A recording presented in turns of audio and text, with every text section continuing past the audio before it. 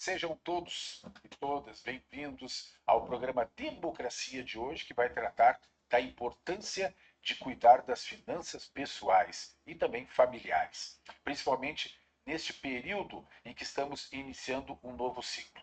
Porém, para muitos, o ano de 2024 ainda pode estar repercutindo financeiramente em nossas vidas. Mesmo sem que a gente tenha resolvido tudo em relação ao passado, já temos aí no horizonte das nossas preocupações diversos outros compromissos já tradicionais de início de ano. IPVA, IPTU, imposto de renda, cartão de crédito, matrículas, o material escolar, entre outros gastos que podem comprometer o nosso orçamento, se não forem bem administrados. Então, como planejar o ano e os orçamentos domésticos? Quais as ferramentas que estão ao nosso alcance que podem nos auxiliar na nossa relação com o dinheiro? E uma dica básica: não gastar mais do que se ganha, que parece simples, mas por que é tão difícil na prática?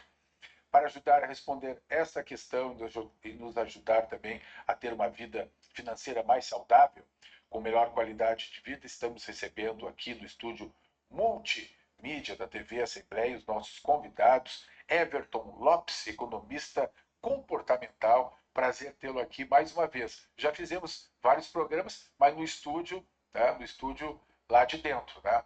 Sim, Antônio, obrigado. É um prazer estar novamente aqui para poder ajudar a gente a lidar melhor com o dinheiro, se relacionar melhor. Muito bom. Também José Moura, economista e professor da Universidade Fevale. Também já fizemos programas aqui no Democracia Juntos, né, Moura? Perfeito, é um prazer estar de volta, né? Obrigado pelo convite e compartilhar a mesa com o Everton aqui sobre um assunto tão, como você colocou, né? Parece fácil, mas na prática ele é um desafio.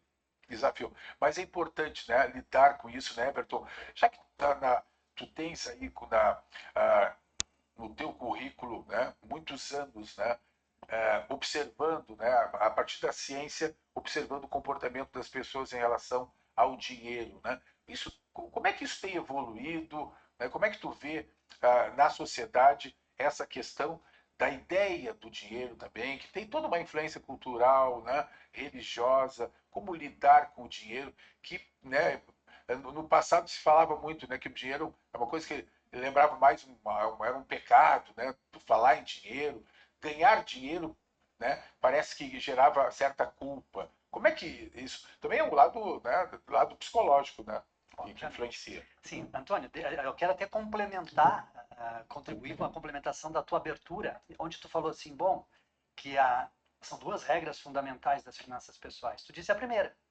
gaste menos do que ganha. Sim. Qual é a segunda?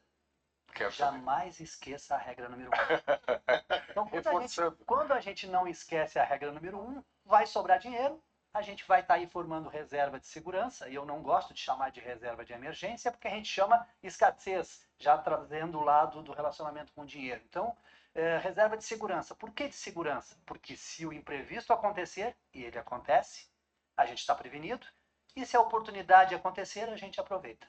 Sim, é para custos, mas também para investimento, digamos. Se a gente viver dentro da realidade financeira da gente, e as pessoas assim, ó, não se preocupe com o vizinho, com a grama do vizinho, que a gente sempre brinca, né? Ah, a grama do vizinho é mais verde. Esqueça o vizinho, esqueça o colega de trabalho, esqueça o parente. Cuide da sua vida financeira.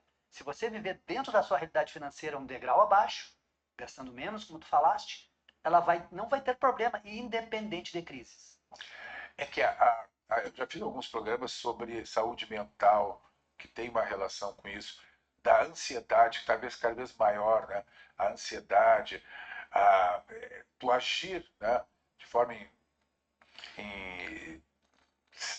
não tão racional assim, isso compromete as finanças. Né? Antônio, veja bem, até eu gosto de brincar um pouco. A compensação também, que é um termo que eu acho. Descontrair um pouco o lado das finanças, porque senão as pessoas, né, é sempre aquele nosso compromisso. Então, assim, ó, quando a gente faz o lado mental, por exemplo, não tem coisa melhor na vida, em termos financeiros, do que a gente dormir e sonhar com carneirinhos e não com carnezinhos. Se a gente começar, né, se a gente dormir e começar a se preocupar em relação que boleto que eu vou pagar amanhã, que conta que eu tenho que pagar, de onde é que eu vou tirar o dinheiro para pagar a conta, como é que a gente vai viver? O dinheiro, ele é um meio, né, professor? É um meio, a gente estudou isso por anos. É um meio, ele não é o fim. Então, assim, ó, a gente precisa se relacionar de uma forma diferente com o dinheiro. E quando eu digo se relacionar diferente, Antônio e professor, sustentação ou ostentação? Dependência, necessidade? Como que você... Pare um momento, dê um minuto de qualidade para suas finanças e reflita qual é o seu relacionamento com o dinheiro. Sim, aquela relação, né, Moura, do que é luxo, o que é necessidade, né? Nem sempre fica bem claro. E eu falei que faltou no encaminhamento para o Everton a compensação. Eu acho que se trabalha muito, eu sinto em mim, nas pessoas, pô, eu estou trabalhando tanto agora, eu mereço, né, viajar ou comprar né, algo mais caro, tomar um vinho muito bom. Então, para isso, eu vou, muitas vezes, eu saio um pouquinho dos meus limites, das minhas, né, do que eu tenho, né, para gastar. Isso é uma realidade, né? As pessoas têm esse sentimento, né, do mérito, né? Às vezes por tristeza, por alguma mágoa, por felicidade, enfim.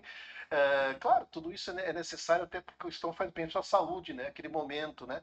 Porém, a gente precisa ter um equilíbrio muito grande, né? Eu gostei de uma palavra também na sua abertura, tá? Já falando com o Everton, assim, a questão da família, né? Porque a gente não pode esquecer que o orçamento é familiar, né? Então, muitas vezes o pai, a mãe e os filhos, né? Alguém está gastando um pouquinho mais, né? E isso vai interferir no resultado final. Então é importante a gente debater isso em casa, mostrar, fazer planilhas, né? Mostrar os gastos de cada um, quais são os objetivos da família, né? Isso é importante, né? A educação financeira, ela é difícil no sentido porque ela precisa ter um controle, né? A gente começaria, por exemplo, didaticamente, fazendo as anotações que eu gastei hoje, por exemplo, que eu gasto amanhã, todo dia fazer uma anotaçãozinha, no final do mês ali você tem as suas despesas, dá uma olhada com o que você gastou no cartão de crédito, faz uma compensação ali, faz uma consolidação ali com os valores da sua conta, isso se repetindo mensalmente, depois você tem que fazer isso habitualmente por grupos de contas, por exemplo, quanto eu gastei em casa, quanto eu gastei no carro, quanto eu gastei do lazer, quanto eu gastei na farmácia, porque aí você vai vendo também de onde você pode tirar, onde está tendo os excessos, né? Importante isso. Claro que nós sofremos aqui no Rio Grande do Sul uma intempérie, né? Esse ano que está refletindo ainda, né? Mas a gente sempre tem que pensar no futuro, né? Eu sempre, o Everton aqui concorda comigo, né? A questão da linha da vida, né? Da renda, né? Então, quando você está trabalhando, você tem um nível de renda, você tem um nível de status, vamos dizer, né? Vamos considerar assim. E depois, quando você se aposenta, a renda cai. E o padrão? Você quer mantê-lo, né? Então, a gente precisa pensar no hoje. Hoje precisa pensar, né? Fazendo o planejamento, a nossa condução dos recursos, para quando chegar esse momento, a gente está com um padrão de vida, está bem.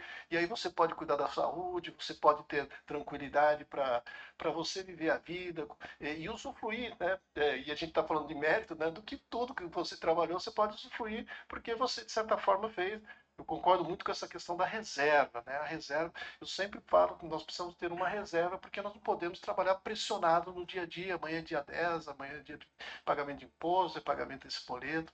Isso pressionado, como disse o Everton, a gente fica dormindo pensando e acorda pensando nos boletos.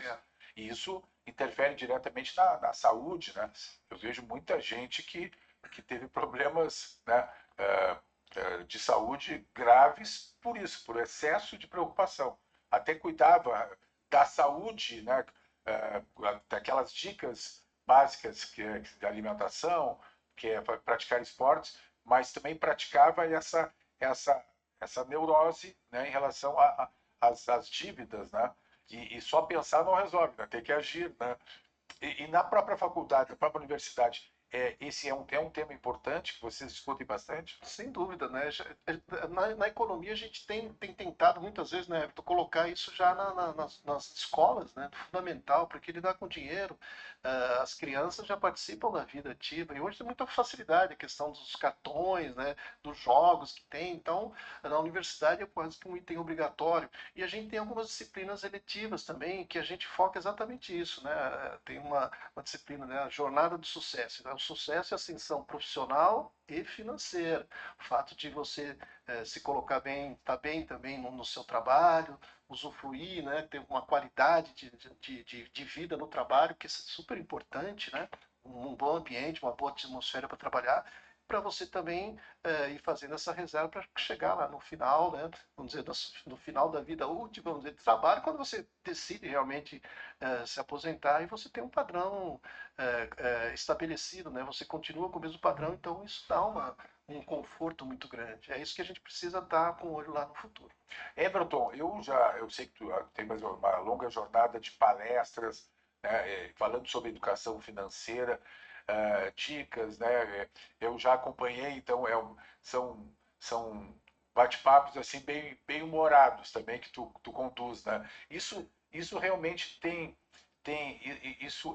sua importância, isso toca nas pessoas pela tua experiência, pelos teus públicos com que tu dialogas. Sim, a gente precisa ter um toque no lado financeiro de forma mais leve, né? As pessoas precisam, porque senão a finanças é uma coisa parece muito dura, né, professor? Então a gente está hoje mudando isso de forma tranquila. Queria dar um complemento que o professor falou. Complemento não, na verdade uma ajuda ali também, né? No sentido assim, ó, é preciso controlar, sim. A gente precisa controlar minimamente, mas precisa controlar. Porque educação financeira não é só planilha, é comportamental. Então, o professor falou uma coisa importantíssima em relação à família, por exemplo. Hoje, a terceira causa de separação entre casais é não falar sobre finanças. Então, a gente precisa conversar com os filhos, precisa conversar com a esposa, seja ela ou ele que controle o orçamento, as pessoas precisam estar conectadas. Porque se elas não estão conectadas com as suas finanças, vem aquela informação que o professor deu muito brilhante. A gente precisa pensar lá na frente. Viver hoje. Tem até um artigo interessante que há muito tempo surgiu aí na rádio, acho que na CBN, que dizia assim, ó, viver ou juntar dinheiro. Opa, eu me lembro que eu escrevi uma matéria para o Jornal do Comércio dizendo assim, dá para fazer os dois. Dá para viver e juntar dinheiro, né? Então as pessoas precisam viver, de novo, dentro da sua realidade financeira e discutir sobre finanças. Senão fica difícil. Lembra a fábula da formiga e da cigarra? É uma coisa, ou é formiga ou é cigarra. Eu digo nas minhas palestras, nem tanto formiga, nem tanto cigarra. Sério? Nem tanto formiga, nem tanto cigarra. Não sabia. Então, entende? A gente precisa, né? Precisa guardar, precisa se preocupar, tranquilo. Agora também precisa usufruir, senão que graça tem? Não é só necessariamente merecimento, a gente precisa se permitir. Aí a pessoa compra um carro de ar-condicionado e não liga, porque vai gastar combustível a 35 graus na rua. Por favor, né? A gente precisa utilizar não só merecimento, a gente precisa se permitir usar o dinheiro a nosso favor e para o nosso benefício. E tem, claro, e gera também, não fazer desta forma, né, não conduzir tão bem, gera alguns transtornos até, que nós sabemos que é a compulsão, né, Everton? Eu conheço pessoas que só se sentem felizes comprando. Tem até a doença, a oniomania, né? A oniomania é a doença chamada do consumista compulsivo. Ele perde... Eu me lembro que eu fiz uma vez uma matéria em relação à oniomania, onde, sabe o AA, Alcoólatras Anônimos? Existe o DA, Devedores Anônimos, onde eles seguem a mesma linha do AA, pessoas que ganham super bem, mas perderam totalmente o controle dos seus recursos financeiros. E sim, eu conheço pessoas que têm 10 bolsas e saem para comprar a 11ª porque pela compulsão apenas, não pela necessidade. Mas tu sabe, Antônio, eu vejo assim, ó, é que nem eu falei, né, a relação com o dinheiro, ostentação ou sustentação, né? Veja bem, assim, ó, às vezes o que é essencial para ti, para o professor ou para mim, pode não ser essencial, né? O que é, digamos, supérfluo, né? O que é supérfluo para ti pode não ser para mim e vice-versa. Então a gente tem que lidar com o que é essencial e o que não é essencial.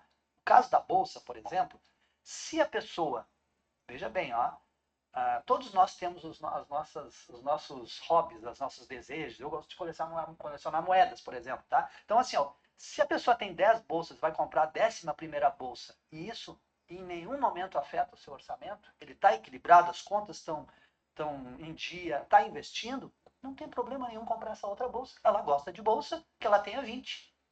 Esse é meu pensamento em relação ao dinheiro, como a gente se relaciona com o dinheiro. Porque ele não pode ser privado, né? Tu não pode se privar de coisas que tu gosta. Isso não pode fazer com que comprometa a sua vida financeira, né? Dos filhos, da família. no meu ponto de vista. Sim. Falando então, nós falamos da relação ainda com o dinheiro, porque hoje, até tem uma colega, a Victoria, antes da gente entrar aqui, fez uma observação, até ela me mostrou a Victoria Urbani, né, repórter aqui da TV Assembleia.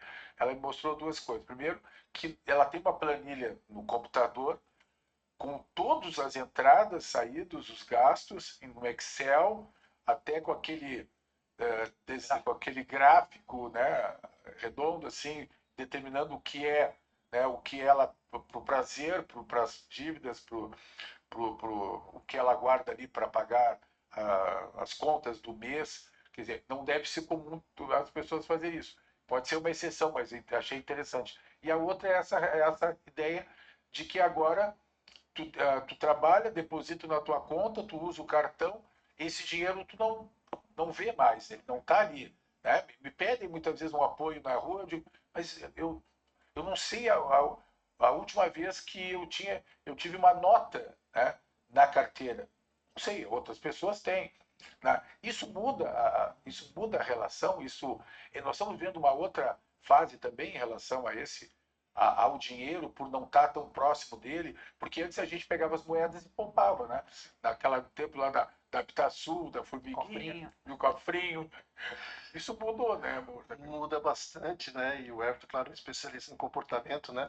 Mas eu dou uma dica assim que você tendo dinheiro na mão, você vê ele indo embora, ou chega, quando você usa os cartões, né, e o Pix, por exemplo, você tem que tomar esse cuidado porque você precisa saber o saldo que você tem, o seu está dentro do seu orçamento, do seu controle, né? Mas isso é uma interessante também porque esse exemplo que você usou, eu também já passei por isso, estava na rua ali, eu não tenho R$ 2, né? E a gente parece que está mentindo, mas não é. Não é porque a gente não precisa mais.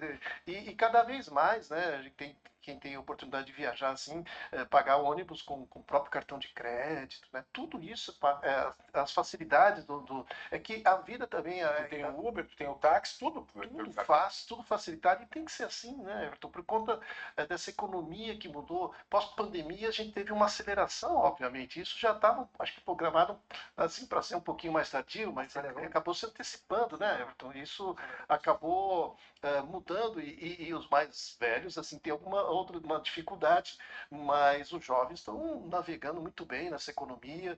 Mas a questão é que a gente percebe assim, que a gente não tem a materialização, é tudo, vamos dizer, é uma ideia, né? É uma ideia, ó, isso aqui é dinheiro, né? E é a questão da confiança, obviamente, que a gente sofre um problema sério que o professor falou ali, né? Porque assim, ó, tem no lado comportamental tem a dor do dinheiro, a dor do pagamento, né? Que a gente chama. Hoje, ó, ninguém tem um centavo em espécie na carteira. Então, assim, ó, fica muito fácil hoje com o cartão de crédito. É isso que eu ia te colocar. Fica muito. Então, assim, ó, tem as suas vantagens? Tem, sim, toda a facilidade segurança, tudo tem, né? Agora também tem os problemas, que é a dor do pagamento que a gente chama, né? Ou seja, hoje tu vai eu digo assim, né? A gente tem duas vieses, né, que a gente fala no comportamento, né? Então tem a dor do pagamento e tem a ancoragem, por exemplo. Se você sair hoje com dinheiro, eu vou gastar hoje 250, 300 reais no supermercado. Com dinheiro, tu vai lá e vai gastar os 300. Talvez até menos. Agora, vai com cartão. De repente não sai de lá com menos de 500. E aí, o cartão de crédito... Ele com menos dor. Tu não sente, entende? Porque assim, tu vai tirar a notinha para pagar, tu vai ter essa dificuldade pelo lado até comportamental da gente, né? Então tu acaba tendo esse detalhe. Agora no cartão, ele vai. Sim, mas e o boleto chega depois. Mas ele por vai uma chegar questão depois. de segurança, a gente, né? E Não, praticidade também. Mas isso que tu está dizendo, eu já me reconheci muitas vezes. Mas, Antônio, passando do limite pela facilidade. Tu comentaste que a repórter, a Vitória, né, faz assim, ó, planilha, aplicativo, agenda, não importa. Não importa. O importante é que funcione, tem que funcionar. Porque tem gente que não gosta de planilha, tem gente que não gosta de aplicativo, tem gente que é da agendinha. O que não pode é fazer contabilidade mental. Não pode fazer de cabeça isso, não vai dar certo. Em algum momento vai esquecer. Mas será que, considerando isso, eu acho uma grande verdade mesmo, né? A facilidade te faz gastar mais. Mas a gente pode recomendar às pessoas, seria uma ferramenta não usar o cartão? Não, eu tenho É efetivamente. complicado, né? Vamos dizer, na nossa realidade, não, isso não tem volta, né? Porque o cartão, ao mesmo tempo que ele provoca, né, de certa forma, vamos dizer, uma dor, né?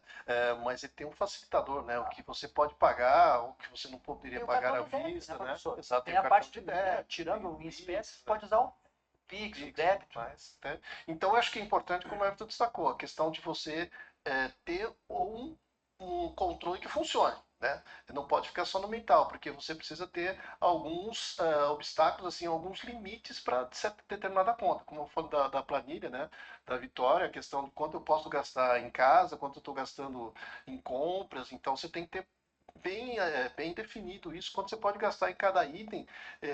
E depois, é claro, tendo uma reserva, você pode fazer alguma outra escolha, né, de sentido. Às vezes, você tendo uma reserva também, algo inesperado aconteceu, você consegue equilibrar, mas se você ficar só nessa facilidade, isso fica ruim. Então, a gente não pode, né, sempre retirar as coisas que estão funcionando por um desvio, vamos dizer, de comportamento. Né? Na verdade, a gente tem que educar E mesmo as somos pessoas. imediatistas, né, professor? Então é muito difícil a gente quer ir com todos, até as pessoas que controlam o seu dinheiro têm às vezes seus descuidos. A nossa poder de decisão mental é muito, não é confiável. A gente acaba caindo Sim. nas tentações. Uma coisa importante ali que estava sendo colocado em relação às planilhas, ao cartão de crédito, débito, né? O cartão de crédito, com a taxa de juros do jeito que está, professor, né? E a gente sabe que não vai diminuir. Não. Só para quem está nos assistindo ter a noção. Se for 10%, é mais. Mas se for 10% ao mês que o cartão de crédito está cobrando, em 7 meses a dívida dobra. Então as pessoas têm que ter muito cuidado na utilização do cartão de crédito, porque senão pode se criar aí uma bola de neve que, meu Deus. E aquela história de não pagar o total da dívida, né, deixar Existem alguns regramentos agora, né, mas de não poder parcelar mais de uma vez. Então o Banco Central fez graças com medo do comportamento das pessoas. que tu acaba. As regras vêm também para isso. que aí o professor, né, professor tem mais até autonomia do que eu e conhecimento nesse sentido. Mas assim, poxa, a pessoa sai para o consumo, aí vira inadimplente, aí a taxa de juros sobe. Se a taxa de juros sobe, subiu porque né, as pessoas estão consumindo, inflação, aí o governo tem que, para controlar a inflação, tem que subir a taxa de juros, e aí fica aquela, né, a economia fica de um jeito que acaba as pessoas tendo, às vezes, estancando o consumo, não porque não quer mais comprar, mas porque não pode. Não pode mais. Porque não tem mais capacidade. Ela não tem mais capacidade de comprar. Então, isso é um risco que nós corremos aí daqui para frente. Ainda, né? O endividamento das famílias ainda é muito grande. É muito. Há anos também, mas ele está pior agora, né? Pior, né? Agora que, particularmente, aqui ficou mais alto, né? Passamos pela pandemia, dólar alto, tragédia climática e não sei mais o que nos espera no futuro. Eu tenho algumas dicas que eu colhi ali para vocês complementarem e ampliar, mas isso na sequência, depois do intervalo. Vamos para um rápido intervalo, nosso Democracia, hoje falando sobre finanças pessoais. Nós vamos agora nesse segundo bloco, né, com os nossos convidados, dar dicas, né, bem práticas, né, para a gente se organizar e planejar da melhor forma 2025, né, o ano que está só começando. Já voltamos.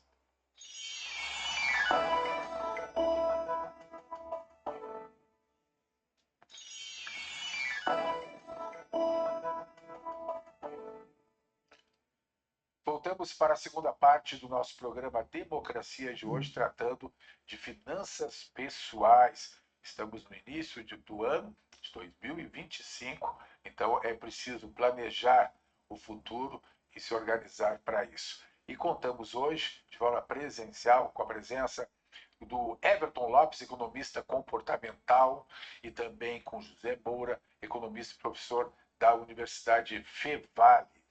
Bom, já colocamos várias questões importantes, né, Everton e José Moura, e falando mais dicas mais pontuais, assim, que eu separei aqui para a gente complementar, e depois nós temos algumas pautas extras, digamos, a começar com a educação financeira, que eu quero falar depois também sobre isso.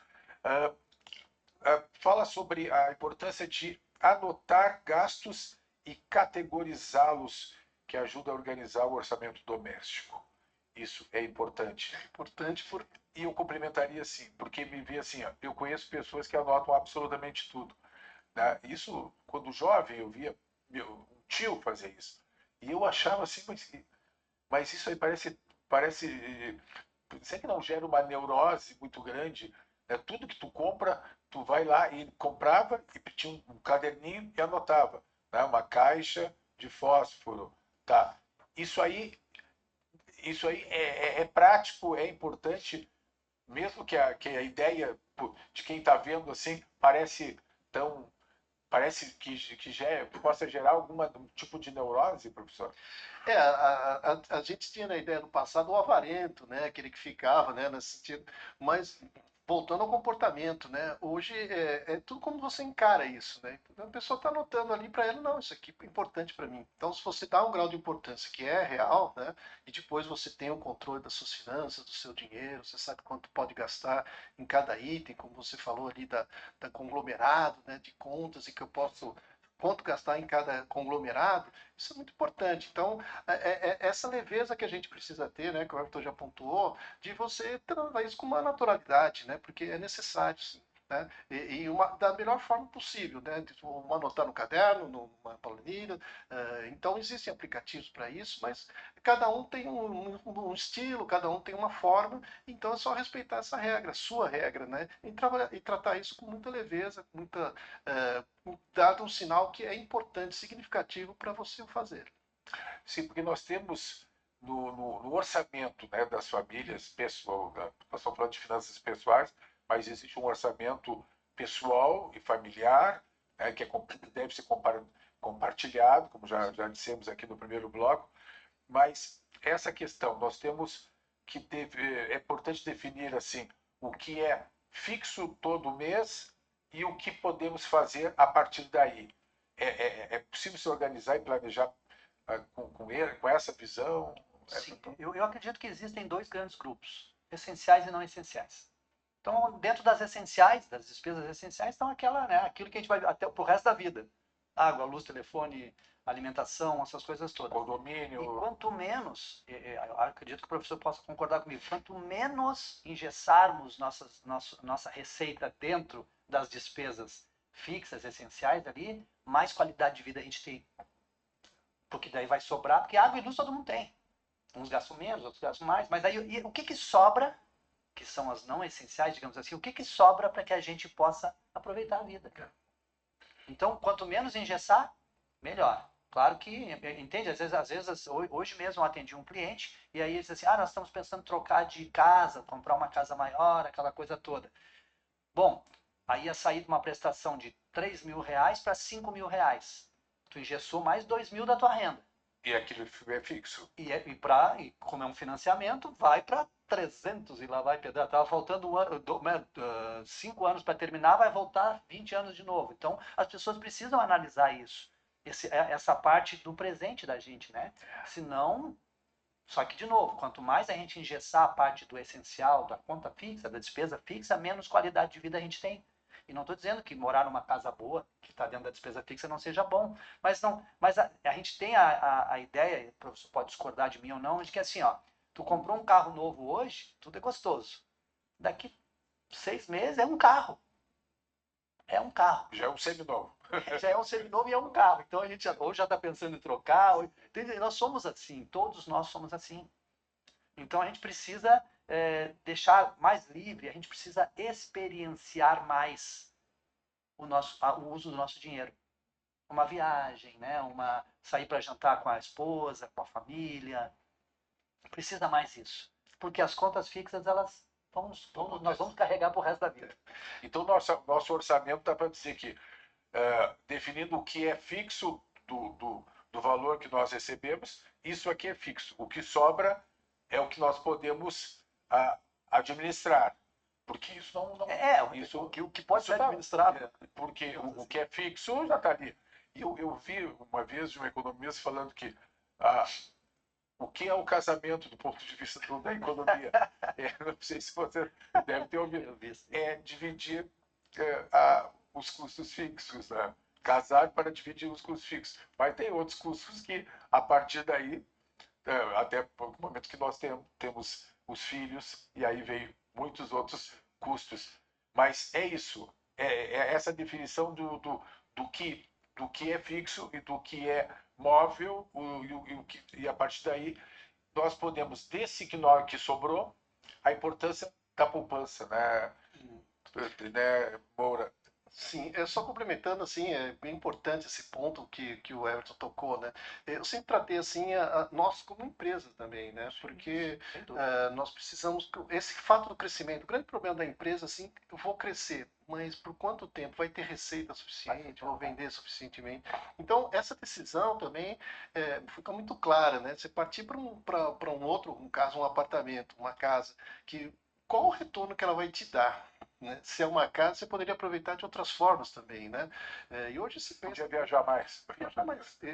Por exemplo, o que você, né, decidir, né, para a sua vida. E o fato também vai aumentar os custos fixos, vai diminuir o que a gente chama de variável controlada e não controlável, quer dizer, então o que você pode controlar, você controla. Agora, tem coisas que você não controla, você precisa fazer uma reserva, ter um espaço no seu orçamento. Então isso é muito importante, né? As pessoas decidirem isso, né?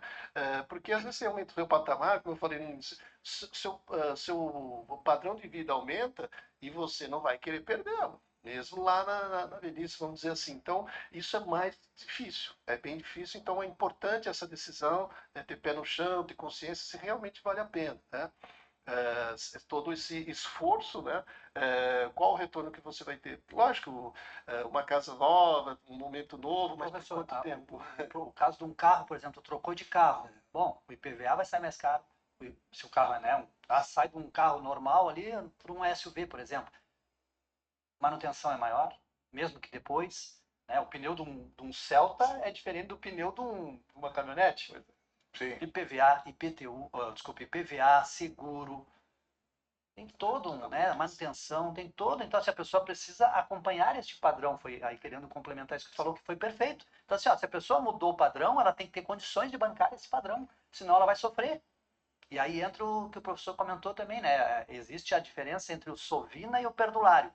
O sovina é o gastador, o pão duro, que não vive. Sofre tanto quanto o devedor. O perdulário são os extremos. Sofre tanto quanto, porque um não usa e o outro não consegue usar.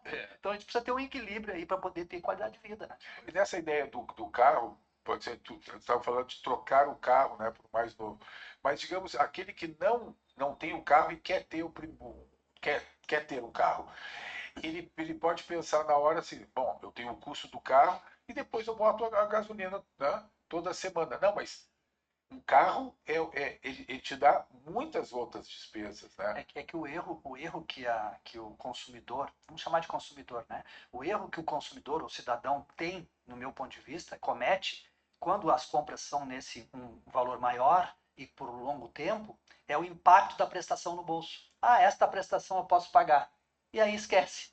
Esquece do resto, esquece da manutenção, do combustível, do IPVA, no caso do carro, né? A mesma coisa é a casa. É que ele quer tanto aquele carro, que também pode ser, no comportamental pode estar se enganando, né? Acontece muito com adolescente, né? Nossa. Eu quero comprar um carro, mas e o seguro? Aí quando vai pagar a primeira prestação, diz, não, mas muito caro o seguro, não vou fazer. Não, aí acaba não fazendo seguro. Seguro, estacionamento, gasolina, manutenção, IPVA. Normalmente são baladeiros, aí estão toda hora em festa, então isso, nossa. E vai incrementando o carro. Os mais endividados, segundo a última pesquisa, são os mais jovens e os mais idosos. E os idosos são por empréstimo de nome, por ajudar, não é nem necessariamente. A gente está numa fase, por exemplo, tu falaste no início do programa, né, no primeiro bloco, sobre os ciclos, né? Então, assim, tem aquela fase do ciclo de acumulação. Né? Então, ali a gente está muito... Por que a gente...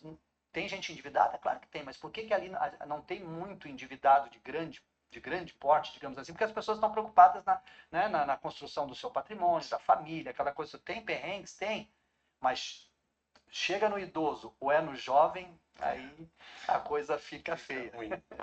E como pensar, já que falamos, eu acho que uma coisa interessante, que é pensar no futuro. Já estamos, né, todos nós aqui, claro, pensando nisso. Eu comecei, já estou me aproximando dos 60, pensando mais nisso. nós temos, o que temos de alternativas hoje, de ferramentas, queria perguntar para vocês, para se pensar. Sei lá, me vem assim, queima-roupa, uma previdência privada, né? Isso seria um caminho, o manter a poupança, né? Que eu tinha colocado sobre a poupança sempre para ti antes, né?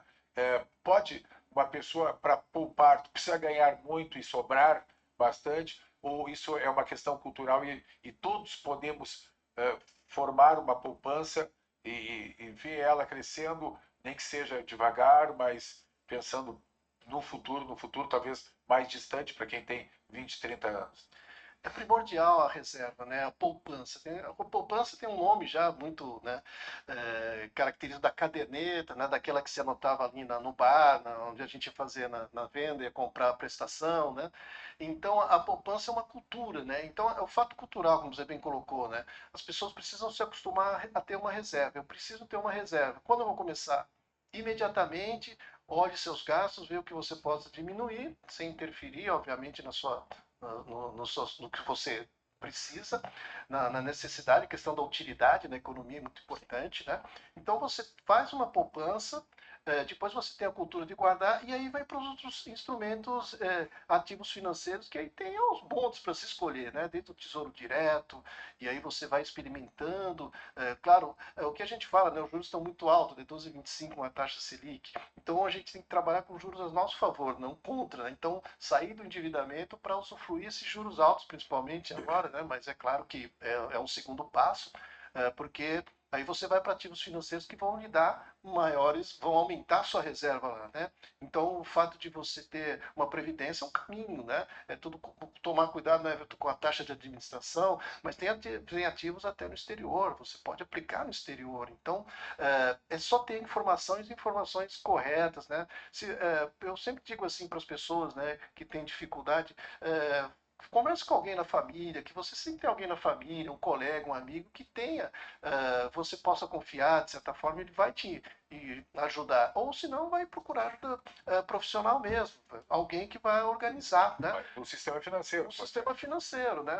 Pessoas que vão te ajudar, vão te mostrar um caminho, olha, melhor você construir pela sua renda, pelos seus objetivos, é você ir por essa linha. Claro que a economia nossa é muito dinâmica, né? Então essa taxa de juros aí, pelo menos ela se mostra que não vai cair, né? Esse ano, assim, né? De certa forma, muito, né?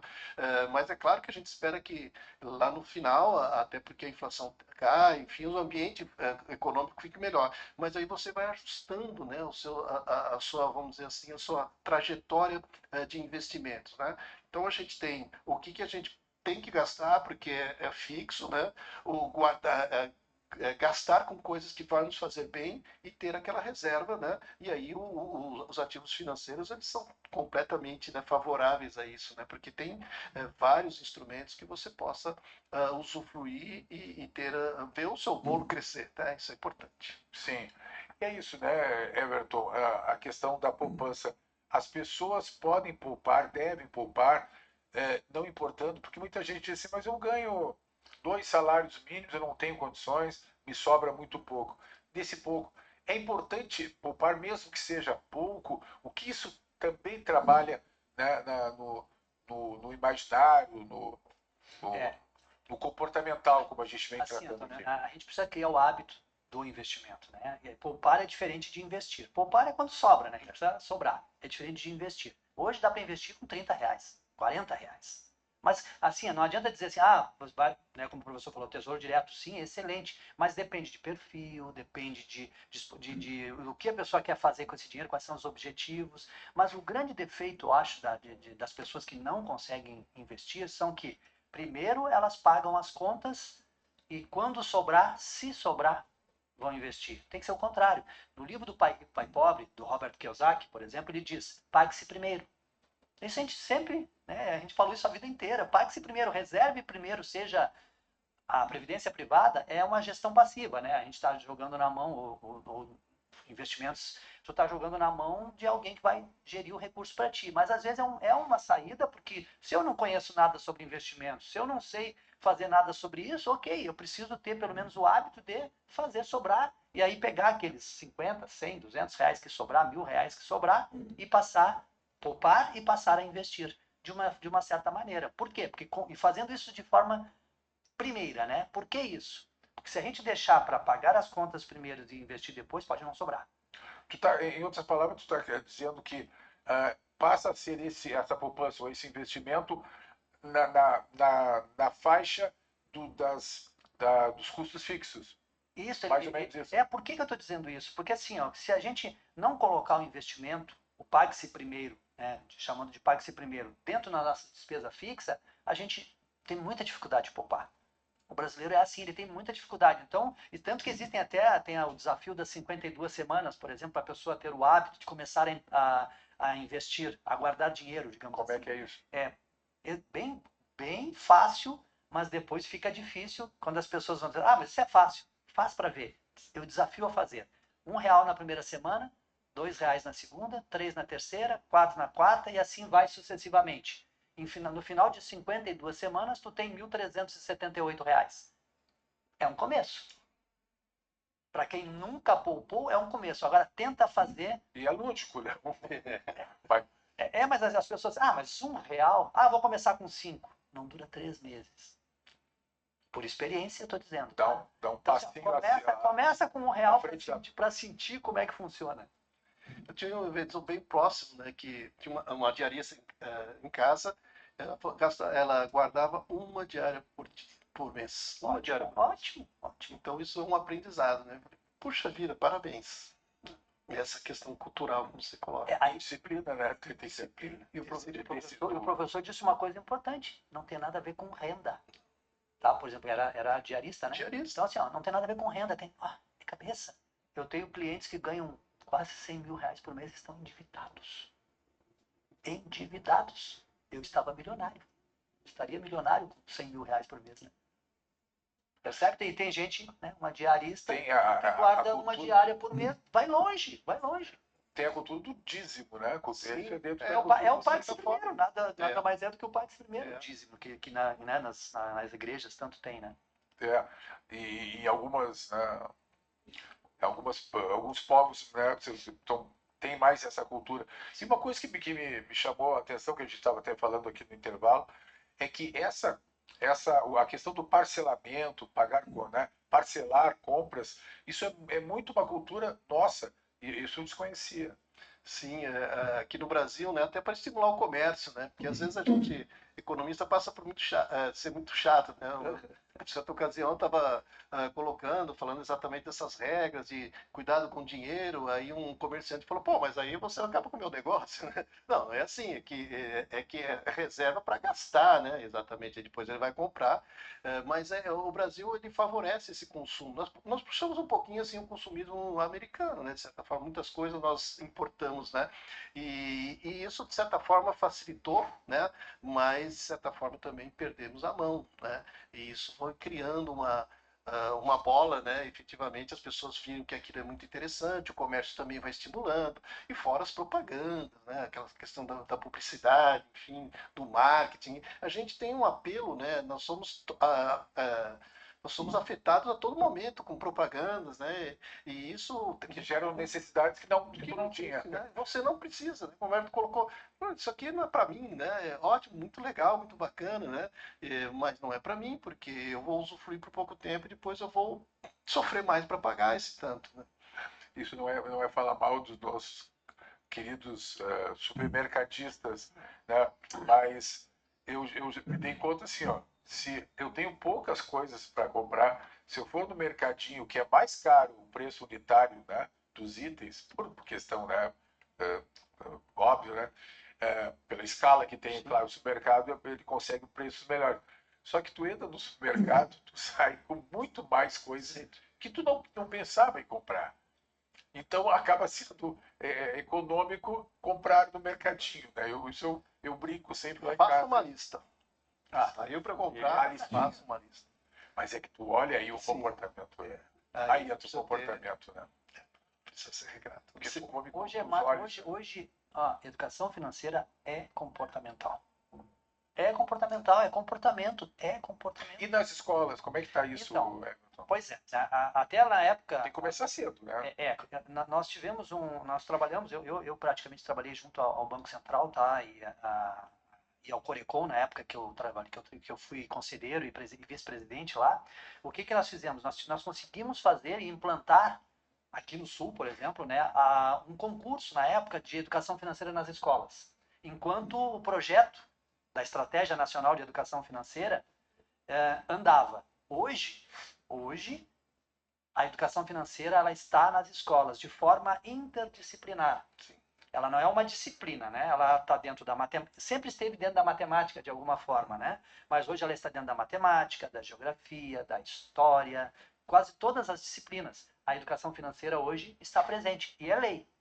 Claro que ainda tem algumas resistências, mas escolas particulares desde antes da lei.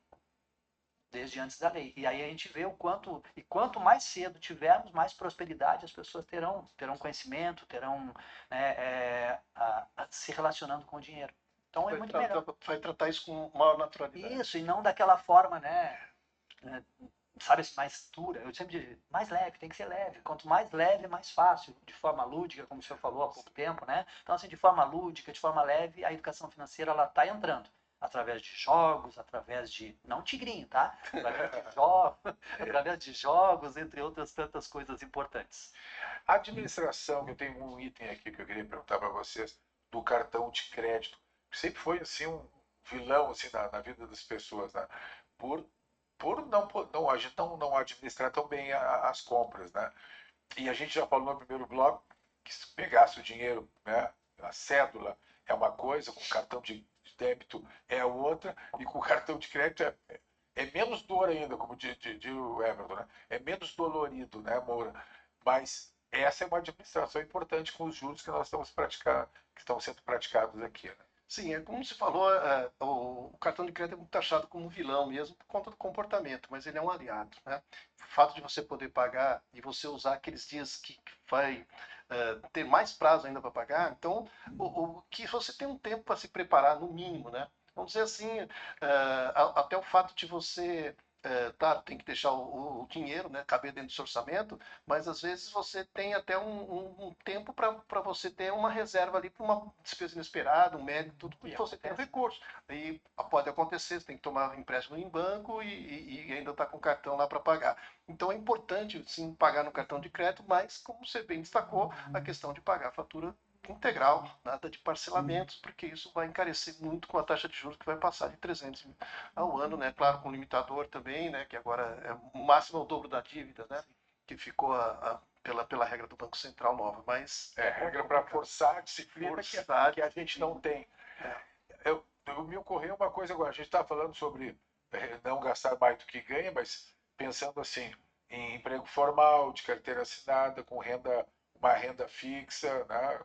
Que tu pode pagar as dívidas e depois investir, né? Pagar as dívidas, investir, como diz o Everton, e depois, com o que sobra, né? Viver. Né? Mas temos uma realidade que até o nível de desemprego foi reduzido, né, nos últimos tempos, mas ainda o emprego informal, tá? É grande, né, Everton? Que aí é uma outra categoria e uma outra preocupação. Quando não tem o certo todo mês. Isso gera também, mas dá para tudo que nós falamos de alguma forma tá valendo também para quem tem hoje um Uber, digamos, né? Trabalha no Uber e tem que fazer 12 horas ou 8.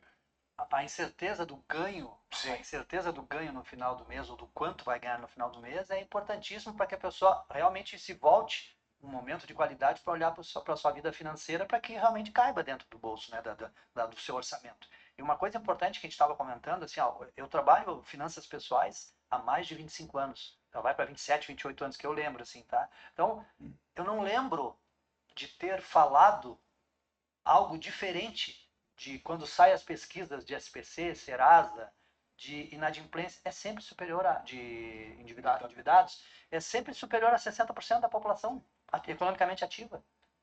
Que é diferente de ser inadimplente, né? Inadimplente é aquele que não paga a sua conta por 90 dias, segundo o Banco Central. Mas tem, tá, sim, hoje, nós todos aqui, quem está nos assistindo, tu, eu, o professor, todos somos endividados.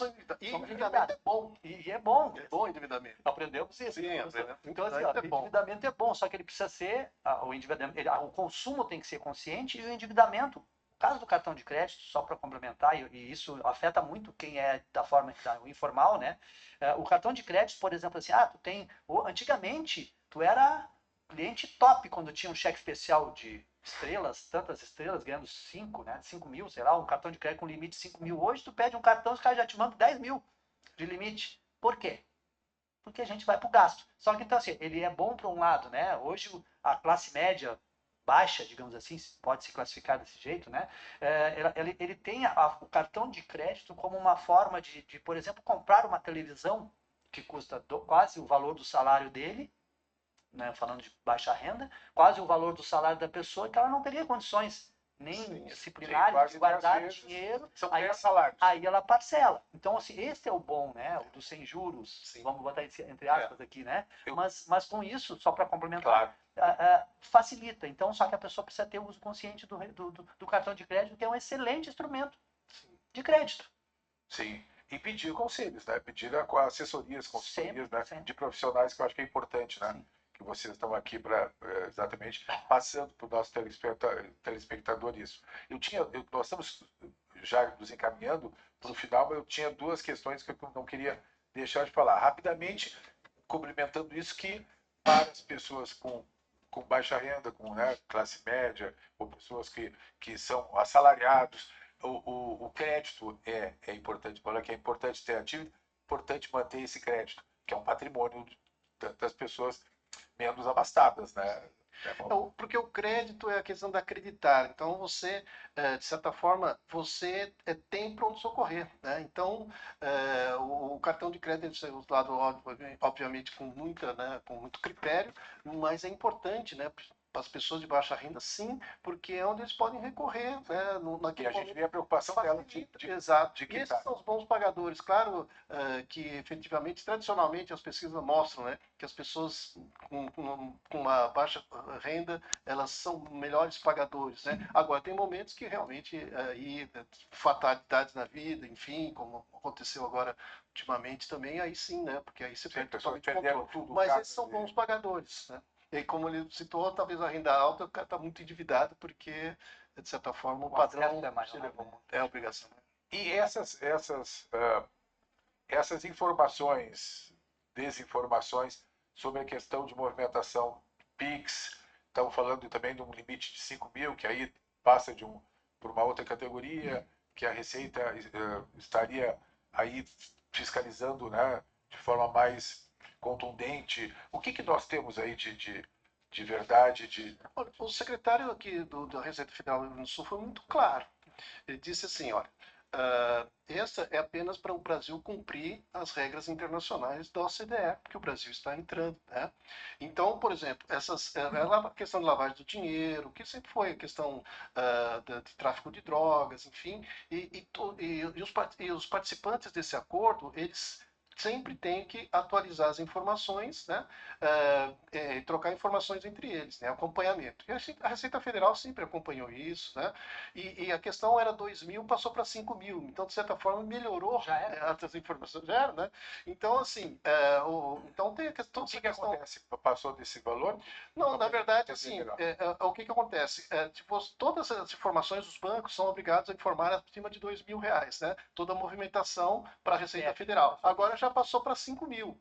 Né? E o que ele falou? O que foi essa atualização? É porque agora nós não temos só os bancos tradicionais, nós temos PayPal, nós temos os bancos digitais, temos outras entidades que apareceram que não estavam dentro desse pacote e funcionam como instituições financeiras. Agora, então, elas foram agregadas, né? Por isso que o PIX, né, se tanto falou, mas na verdade é apenas uma questão de necessidade de informação e uma questão muito importante. O fato de ser 2 mil, 5 mil, é a questão da informação imediata. Mas no final do ano, todas as instituições financeiras são obrigadas a passar toda a movimentação financeira de todos os clientes. Então, uma forma de outra Porque a Receita fica com isso, tem essa Sim, informação. tem essa informação e tua vai passar no final movimentação. do ano, então não muda nada, né? Tem a informação e o controle quando quiserem. Quando Então as quiserem. pessoas não precisam se Então, preocupar nesse sentido. Isso faz parte da modernidade e do crescimento de um país, né? Isso é importante para se tornar o Brasil como no cenário Eu vi mundial. uma notícia hoje que que em função dessas informações, né, já vai efeito, né, dominó, que já estaria sendo reduzido a movimentação por Pix em função disso. Reduziu para algumas ao comércio, principalmente eu vi até de um lava rápido aqui na rádio, né? Só fica Que não receoso, tava- né? Então, assim, é isso que vai passando. É claro, essa insegurança é natural, até porque a gente ainda desconfia muito de algumas coisas, a gente vem de uma O ideia. próprio Pix, quando entrou, né, as pessoas Exatamente. tinham... É assim, depois ele vai gerando uma confiança e vai.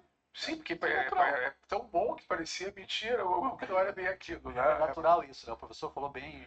Acomoda, depois se acomoda. A poeira baixa, como diz. Né? São ciclos, né? Sim. Mas eu quero, acima de tudo, agradecer, Everton, tua participação, Zé Moura. Foi muito bom o programa, eu gostei bastante, acredito que o nosso telespectador, porque eu acho que nós passamos por praticamente todos os pontos, né, importantes, e isso vai gerar, né, nas pessoas aí talvez um comportamento né, mais racional, né, e que planejando, se organizando, porque no fim é o que nós precisamos. Qualidade de vida passa por isso também, né, Everton? Quero te agradecer. Eu que Muito agradeço bom. a oportunidade de Sucesso. participar com o professor. Muito obrigado. Sucesso nas tuas palestras, nas tuas consultorias. Professor José Moura, muito obrigado pela Eu participação. que agradeço o convite, sempre à disposição. E até, se me permite, falar mais um item, né? Porque a gente está falando de cloud, a saúde, a questão tem a renda extra, né?